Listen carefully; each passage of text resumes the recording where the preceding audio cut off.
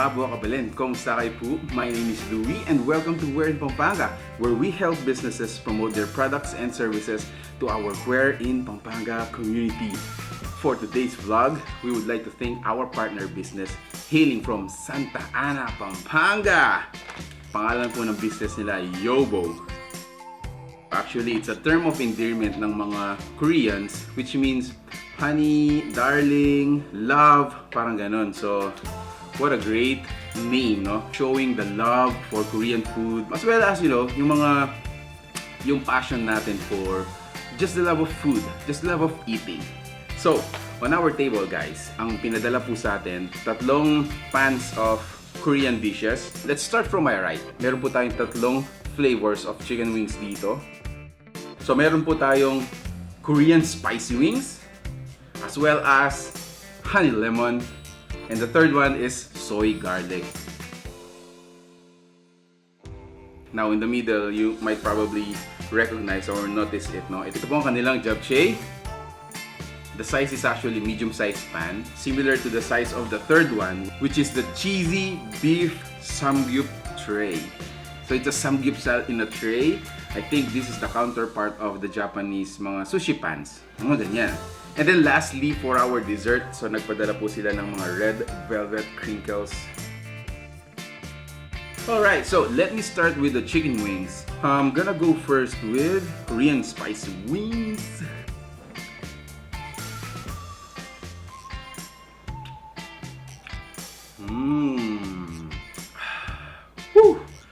Wow, that is an absolute spicy chicken. Pero masarap, super.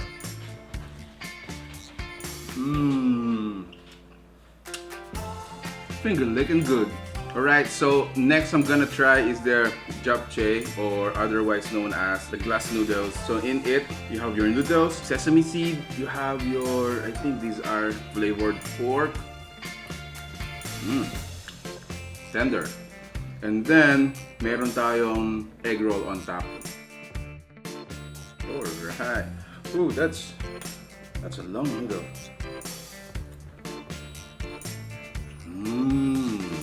Sometimes it tends to be oily yung mga pansit natin, but this one, gustong-gusto ko siya.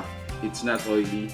Although yung glass noodle lang yung kakainin mo, it's still very flavorful. It's a must try, guys. Finally, last but definitely not the least, we're gonna get into their Cheesy Beef Samgyup Tray.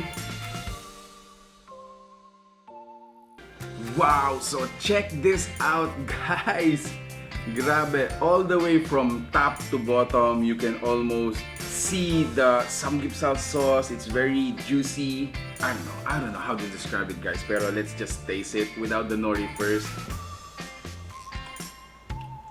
Oh, wow. So Korean-y. If there's a word such as Korean-y, in cheese, it's so, grabe, it's overwhelming. Lasang-lasa mo talaga siya all throughout. Wow.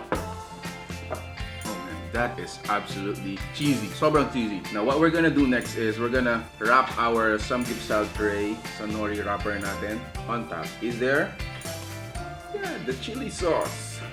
Alright. Cheers!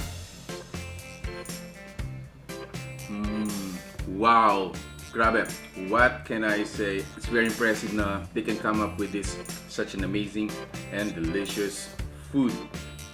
So lastly, guys, I'm gonna try their crinkles.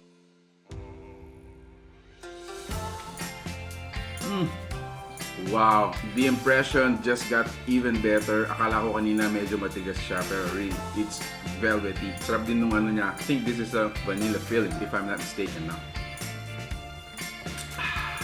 Oh, detox! Grabe, guys!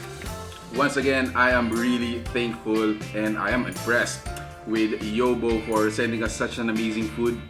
And I am honestly and genuinely impressed with the taste and again with the presentation. So if you got interested with the food that you saw in this video, please give it a thumbs up, share it with your friends, lalong-lalo yung best friend mo nagkikrave ng Korean food. Yeah, we hope to see you on the next video. Stay safe and I'll see you there. Bye-bye.